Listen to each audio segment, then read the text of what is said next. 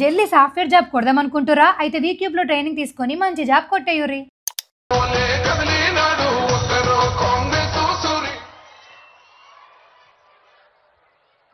అంతర్జాతీయ మాదక ద్రవ్యాల నియంత్రణ దినోత్సవ కార్యక్రమానికి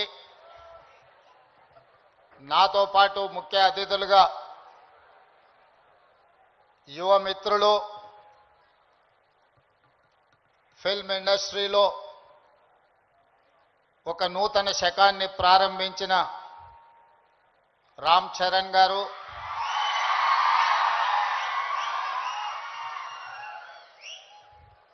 అదేవిధంగా ఏ బ్యాక్గ్రౌండ్ మూవీ ఇండస్ట్రీలో లేకపోయినా కష్టపడితే రాణించవచ్చు అని నిరూపించిన మరో యువమిత్రులు విజయ్ దేవరకొండ గారు,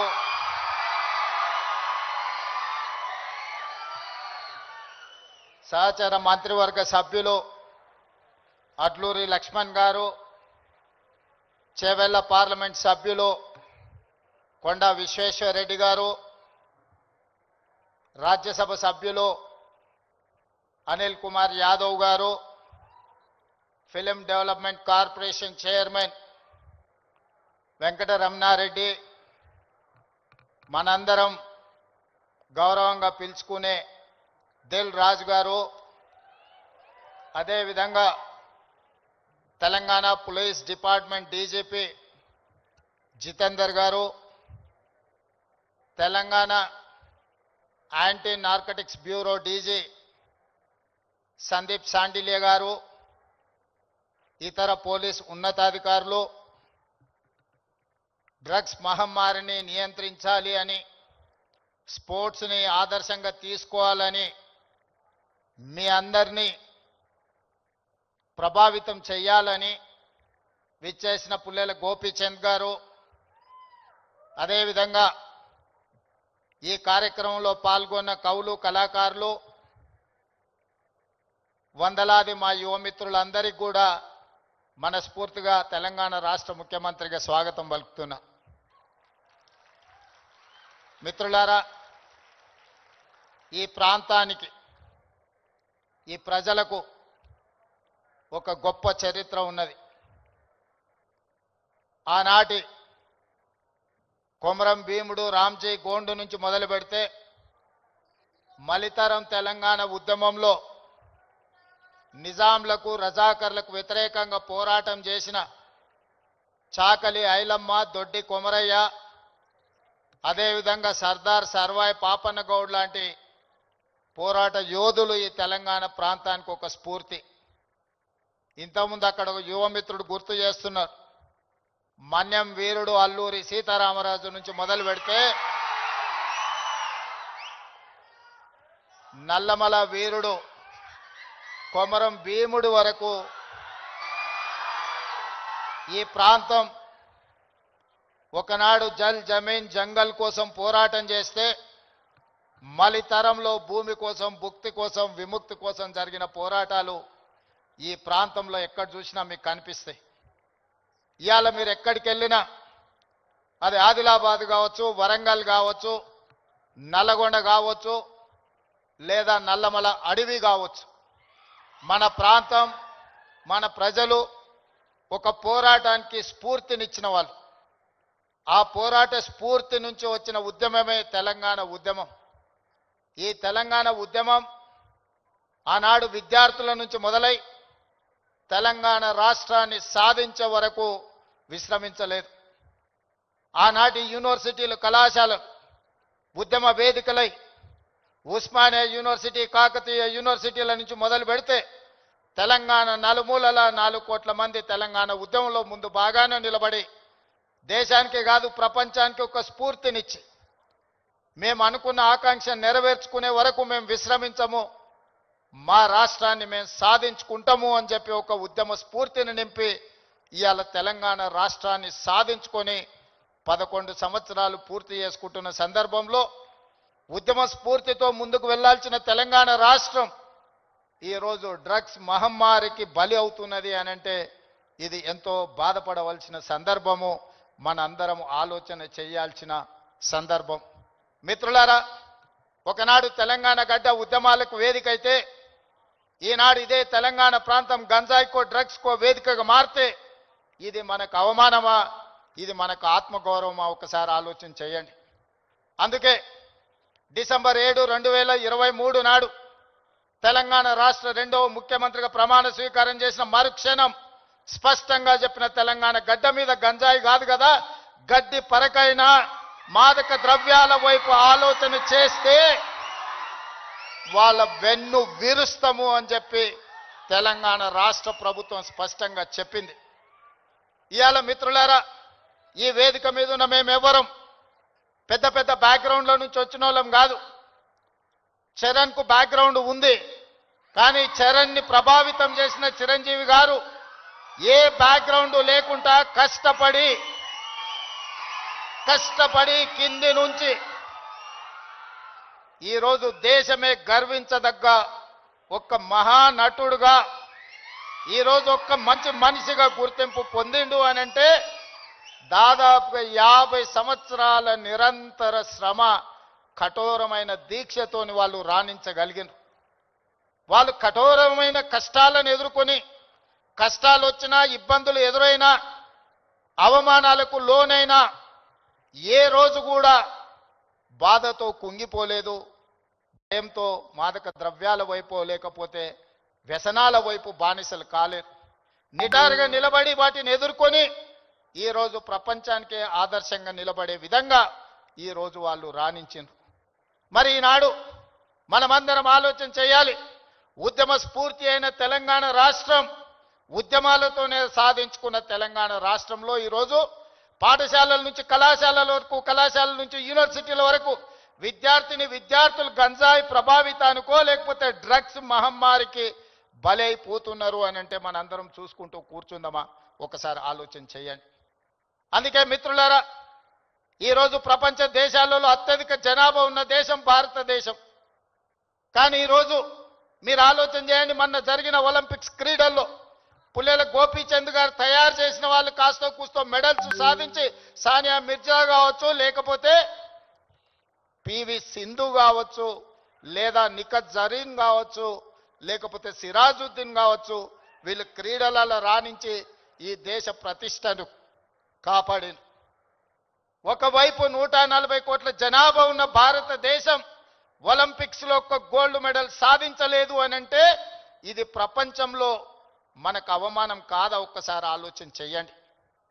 ఈరోజు ఈ దేశంలో ఉన్న జనాభాలో 15 సంవత్సరాలు పైబడి 40 సంవత్సరాల లోపల ఉన్న యువత 68%. 140 కోట్ల జనాభాలో 68% యువత ఉన్న దేశం ప్రపంచంలో ఏకైక దేశం భారతదేశం. ఈ భారతదేశం ఒలింపిక్స్ లో ఒక గోల్డ్ మెడల్ సాధించలేదు అని అంటే మనందరం ఆలోచన చేసి ఈరోజు ఒక నిర్ణయం తీసుకోవాలి. అందుకే మిత్రులారా, ఈరోజు మీ అందరినీ వేదిక మీద నుంచి ఈడికొచ్చిన వాళ్ళు 100ల మందే ఉండొచ్చు, కానీ తెలంగాణ రాష్ట్రంలో ఉన్న లక్షలాది మంది విద్యార్థులను ఈ వేదిక మీద నుంచి నేను అడుగుతున్న మీ రేవంత్ అన్నగా, ఇది మన దేశానికి మన రాష్ట్రానికి గౌరవాన్ని తెచ్చిపెట్టేదేనా? ఈ గంజాయికి బానిసలం అయితే ఈ రోజు ఈ దేశం మనుగడ సాధిస్తుందా? ఇంతకుముందు మిత్రులు చెప్పినట్టు మన దేశం యొక్క యువ సంపదను నిర్వీర్యం చేయాలి అంటే విజయ్ దేవరకొండ ఒక అంశాన్ని ప్రస్తావించండు. ప్రపంచ దేశాల ఆర్థిక వ్యవస్థను అధిగమించి సాంకేతికంగా అన్ని రకాలుగా ఈ దేశం ముందుకు వెళ్తే ఈ దేశాన్ని ఇంకా ఎదుర్కోలేము అన్నవాళ్ళు ఏదో రకంగా మనల్ని దెబ్బతీయాలని చూస్తారు. ఆ దెబ్బతీయడానికి ఒకరు యుద్ధం ఎన్నుకోవచ్చు, ఇంకొకరు కోవిడ్ ఎన్నుకోవచ్చు, ఇంకొకరు గంజాయి లేదా డ్రగ్స్ ఎన్నుకోవచ్చు. శత్రులు ఏమైతే కోరుకుంటున్నారో, ఏ ఆలోచనతో ఈ దేశాన్ని నిర్వీర్యం చేయాలనుకుంటున్నారో అందులో మనం భాగస్వాములం అవుదామా? వాటిని ఎదుర్కొని నిటారుగా నిలబడదామా? ఈరోజు ఆలోచన చేయండి మిత్రులారా. ఇవాళ పంజాబ్, హర్యానా ప్రాంతాలలో, దేశ సరిహద్దు ప్రాంతాలలో దేశ రక్షణకు ఉక్కు కవచంగా నిలబడ్డ పంజాబ్ రాష్ట్రం పోరాటాలకు దేశ స్వతంత్రంలో అగ్రభాగాన నిలబడ్డ పంజాబ్ ఈరోజు డ్రగ్స్ మహమ్మారిలో కొట్టుకుపోతుంది. ఇవాళ పంజాబ్ రాష్ట్రం నిర్వీర్యమైంది. అక్కడ యువత బానిసలుగా మారి గంజాయికు డ్రగ్స్కు లోనై ఈరోజు ఆ కుటుంబాలు ఈరోజు అంతులేని దుఃఖంలో మునిగి తేలుతున్నారంటే దీనికి కారణాన్ని మనం ఆలోచన చేయాల్సిన అవసరం ఉన్నది. ఇవాళ ఒకనాడు యుద్ధం అంటేనే పంజాబీ వీరులు యుద్ధంలో ముందు బాగానే నిలబడి దేశాన్ని గెలిపించిన వాళ్ళు. ఈరోజు మరి అలాంటి వీరులున్న పంజాబ్ రాష్ట్రం నిర్వీర్యం అయిపోయి అక్కడ యువత గంజాయి డ్రగ్స్కి బానిసలు అవుతున్నారు అని అంటే ఇది ఎంత వేగంగా మనల్ని కబలిస్తుందో ఒక్కసారి ఆలోచన చేయండి. అందుకే డిసెంబర్ 7, 2023 నాడు బాధ్యత చేపట్టిన తర్వాత ఉన్నతాధికారులను మా మంత్రివర్గ సహచరులను సమీక్షకు పిలిచి స్పష్టమైన ఆదేశాలు ఇచ్చిన ఈ రాష్ట్ర సరిహద్దుల్లో ఎవరైనా కాలు పెట్టాలి అని అంటే 100 సార్లు ఆలోచన చెయ్యాలి. ఈ ప్రాంతంలో అడుగు పెడితే తిరిగి పోము. అది గంజాయి అయినా అది డ్రగ్స్ అయినా ఇంకే రకమైన మాదక ద్రవ్యాలు తెలంగాణ సరిహద్దులను దాటనివ్వద్దు. అవసరమైతే సరిహద్దులు దాటి వాళ్ళ వెన్ను విర్చాలి అని చెప్పి ఈరోజు నేను మా అధికారులకు ఆదేశాలు ఇచ్చిన. ఇవాళ ఈ అంతర్జాతీయ డ్రగ్స్ నియంత్రణ ఈ దినోత్సవం ఈరోజు ఈ కార్యక్రమంలో యువ మిత్రులు రామ్ చరణ్ కావచ్చు, విజయ్ దేవరకొండ కావచ్చు, వాళ్ళు ఎంత బిజీ స్కెడ్యూల్ ఉన్నా ఇవాళ మేమందరం కూడా ఇక్కడ ఎందుకు వచ్చినామంటే ఈ యువతకు ఒక స్ఫూర్తిని ఇవ్వాలి, ఈ యువతకు ఒక సందేశాన్ని ఇవ్వాలి, తెలంగాణ రాష్ట్రం దేశానికి ఆదర్శంగా నిలబడాలి అని. అదేవిధంగా మిత్రులారా, ఈరోజు తెలంగాణ రాష్ట్రం అంటే ఒక ఐటీ హబ్, ఈరోజు తెలంగాణ రాష్ట్రం అంటే ఒక ఫార్మా హబ్, ఈరోజు ఈ తెలంగాణ రాష్ట్రం మీరందరూ మనమందరం ఉండంగా ఇది ఒక గంజాయికో డ్రగ్స్కో హబ్గా మారితే మనందరము ఈరోజు విఫలమైనట్టే, తెలంగాణ రాష్ట్రానికి అన్యాయం చేసిన వాళ్ళం అవుతాం. అందుకే ఈరోజు ఏ పాలసీ లేని తెలంగాణ రాష్ట్రానికి స్పోర్ట్స్ పాలసీని తీసుకొచ్చినాం. యువతను సరైన మార్గంలో పెట్టాలి, వాళ్ళకు అవకాశాలు కల్పించాలి, వాళ్ళను అభివృద్ధి పదం వైపు నడిపించాలి. అందుకే నూతన విధానం ద్వారా యంగ్ ఇండియా స్కిల్స్ యూనివర్సిటీని తీసుకొచ్చినాం. ఈరోజు ప్రతి సంవత్సరం 1,10,000 మంది ఇంజనీరింగ్ విద్యార్థులు గ్రాడ్యుయేట్స్ అవుతుంటే 1,10,000 మందికి ఇంజనీరింగ్ పట్టాలు ఇస్తున్నాం. కానీ వాళ్ళకి సరైన సాంకేతిక పరిజ్ఞానాన్ని సరైన అనుభవాన్ని మనం అందించలేకపోతున్నాం. అందుకే ఒక పక్కన డిమాండ్ ఉంది, ఇంకొక పక్కన సప్లై ఉంది. కానీ డిమాండ్ సప్లై మధ్యలో there is an gap between demand and supply. అందుకే ఈరోజు ఆ డిమాండ్ అండ్ సప్లైని బ్యాలెన్స్ చేయడానికి యంగ్ ఇండియా స్కిల్స్ యూనివర్సిటీని ఈ రాష్ట్రంలో ఉన్న యువకులకు సాంకేతిక నైపుణ్యాన్ని నేర్పించి ప్రపంచ దేశాలను శాసించే విధంగా మన యువతకు శిక్షణ ఇవ్వాలి అని ఈరోజు యంగ్ ఇండియా స్కిల్స్ యూనివర్సిటీని ప్రారంభించుకున్నాం. అదేవిధంగా ఒలింపిక్స్ చూసిన తర్వాత నేను కొన్ని దేశాలు వెళ్ళొచ్చిన.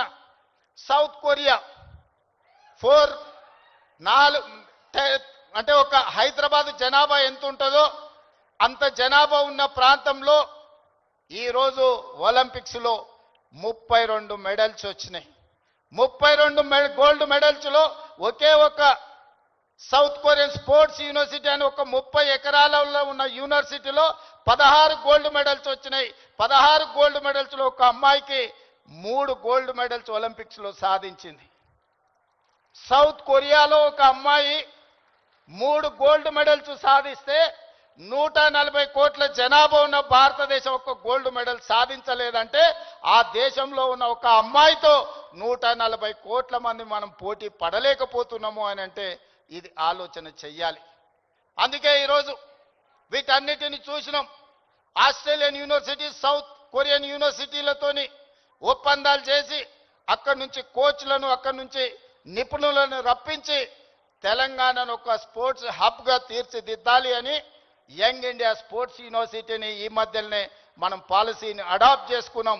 రాబోయే రోజుల్లో తెలంగాణ రాష్ట్రం అంటే ప్రపంచ దేశాలు క్రీడల శిక్షణ ఇవ్వడానికి హైదరాబాదు నగరానికి వెళ్ళాలి అనే విధంగా దీని అభివృద్ధి పదం వైపు నడిపించాలని ఈరోజు స్పోర్ట్స్ పాలసీని తీసుకొచ్చినాం. అందుకే ఈరోజు మీరందరూ ఆలోచన చేయండి, మీరందరూ భాగస్వాములు కాండి.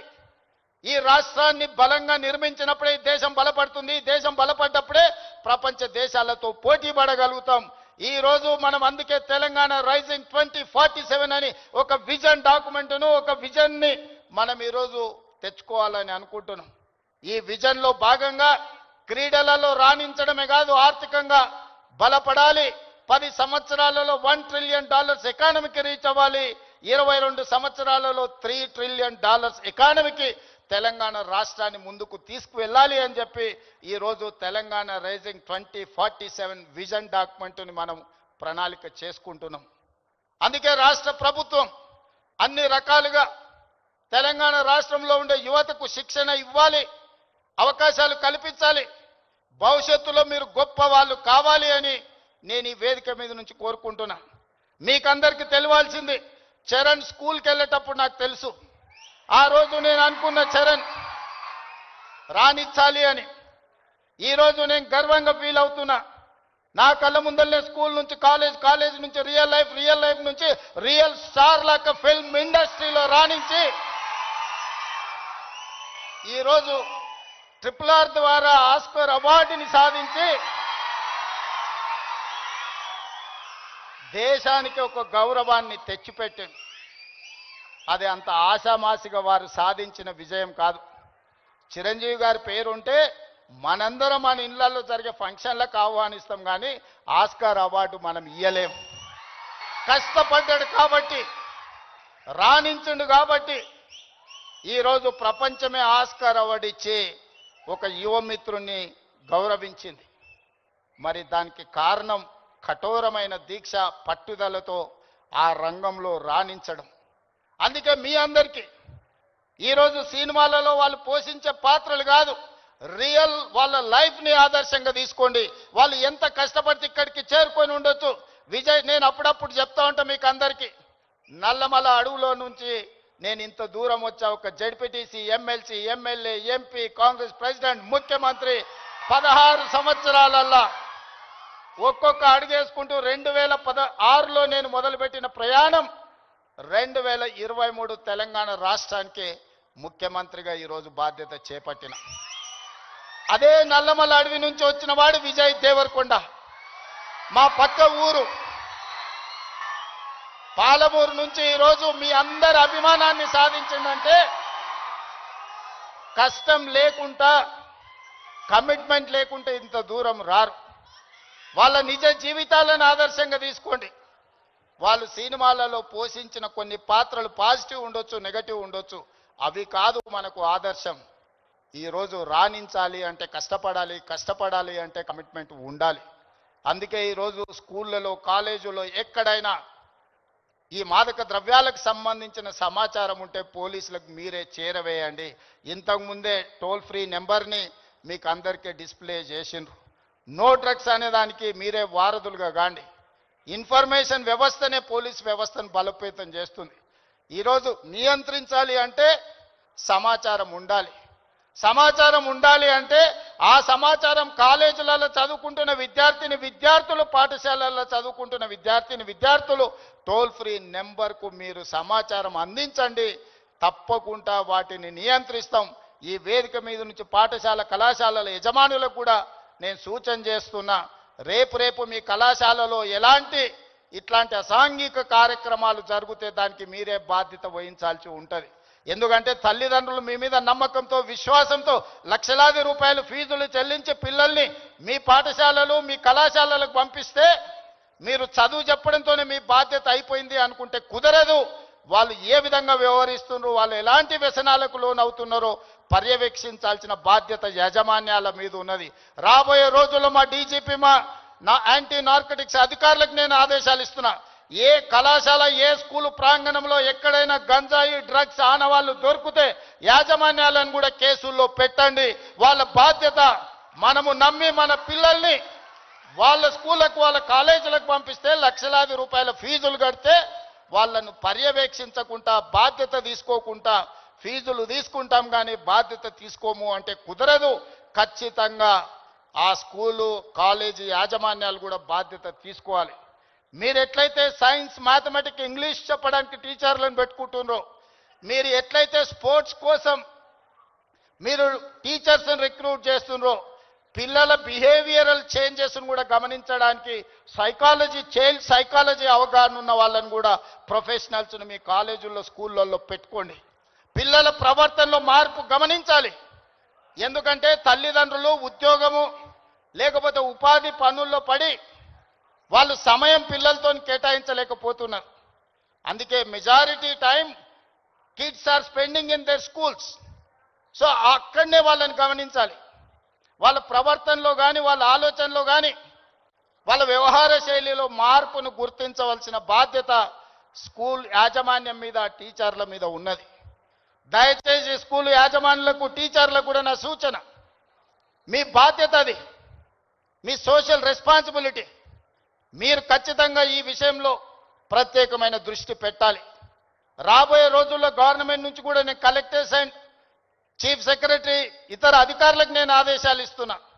ఈ పాఠశాల కళాశాలల యాజమాన్యులతోటి మీరు ఒక ప్రత్యేకమైన సమావేశం పెట్టండి, ఒక ఓరియంటేషన్ ఇవ్వండి, వాళ్ళకు ఒక అవగాహన కల్పించండి. యాజమాన్యులకు కూడా వాళ్ళ బాధ్యతలను గుర్తు చేయండి. ఇది మీ బాధ్యత. మీ బడికి తల్లిదండ్రులను నమ్మి పిల్లల్ని పంపిస్తే పాఠశాలలే ఇవాళ రేపు గంజాయి చాక్లెట్లకు వేదికలు అవుతున్నాయి. విద్యార్థులకు నేను సూచన చేస్తున్నా, మీ స్కూల్ మీ కాలేజీల ముందర ఏవైతే కిరాణా కొట్లు ఉన్నాయో కిరాణం కొట్టుల్లో చాక్లెట్లే కాదు గంజాయి చాక్లెట్లు అమ్మే సంస్కృతి స్లోగా తెలంగాణ రాష్ట్రంలో కనిపిస్తుంది. మీరు గమనించండి.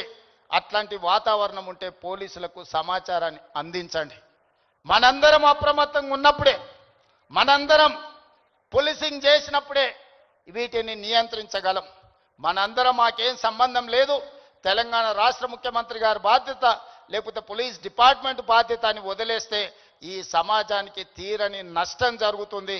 ఒకనాడు ఉద్యమాల గడ్డ అయిన తెలంగాణ ఈరోజు గంజాయికి వేదిక కాకూడదనేదే నా ఆలోచన, నా విధానం. అందుకే మిత్రులారా, ఈ తెలంగాణని బలోపేతం చేసి అభివృద్ధి పదం వైపు నడిపించాలి అంటే మీరందరూ సహకరించాలి. మీరు మేము మనం కలిస్తేనే ఒక ఆరోగ్యవంతమైన తెలంగాణ, ఒక అభివృద్ధి చెందిన తెలంగాణ, ఒక ప్రపంచానికి ఆదర్శంగా నిలబడే తెలంగాణను తీర్చిదిద్దుకుందాం. పదే పదే మిత్రులు అంటుంటారు మనం బెంగళూరుతో పోటీ పడుతున్నాం, ముంబై ఢిల్లీతో. బెంగళూరు ముంబై ఢిల్లీ చెన్నై కాదు మన టార్గెట్ న్యూయార్క్ టోక్యో సౌత్ కొరియాతో పోటీ పడాలి. ఇవాళ ప్రపంచంతో పోటీ పడే శక్తి యుక్తి యువత మన రాష్ట్రం మన దేశంలో ఉన్నది. అందుకే మీరు మేము మన అందరం కలిసి ముందుకు వెళ్దాం. ఈ తెలంగాణ యాంటీ నార్కటిక్స్ బ్యూరోని ఇక ముందు ఈగల్ అని పిలువదలుచుకున్నాం. ఈగల్ గురించి మీకు తెలుసు కదా, 20-30 వేల అడుగుల పైన ఆకాశంలో ఉన్న కింద నేల మీద ఉన్న తన టార్గెట్ను నిశితమైన దృష్టితోని చూస్తుంది. Eagle success ratio 100%. Target reach అవ్వడం అంటే ఈగల్ను చూసే నేర్చుకోవాలి. ఈరోజు అందుకే ఎలీట్ మనం ఈరోజు తెలంగాణ ప్రభుత్వం ఈ యాంటీ నార్కటిక్స్ దీంట్లో ఈరోజు ఎలీట్ గ్రూప్ని మనం ఈరోజు ఎస్టాబ్లిష్ చేస్తున్నాం. ఎందుకంటే ఈ డ్రగ్స్ ఎన్ఫోర్స్మెంట్ లాని చేయడానికి ఈగల్ అనే ఒక ఆర్గనైజేషన్ని క్రియేట్ చేస్తున్నాం. రేపు పొద్దుగాల అడవుల్లో గంజాయి పండించే వాళ్ళని కూడా ఈరోజు మనం ఈగల్కి ట్రైనింగ్ ఇస్తున్నాం. ఈ మధ్యకాలంలో యాంటీ డ్రోన్ ట్రైనింగ్ ఇచ్చినాం. ఎక్కడైనా వివిఐపీలు ఉన్న ప్రాంతంలో ఈగలు ఉంటే Sandeep give it to me.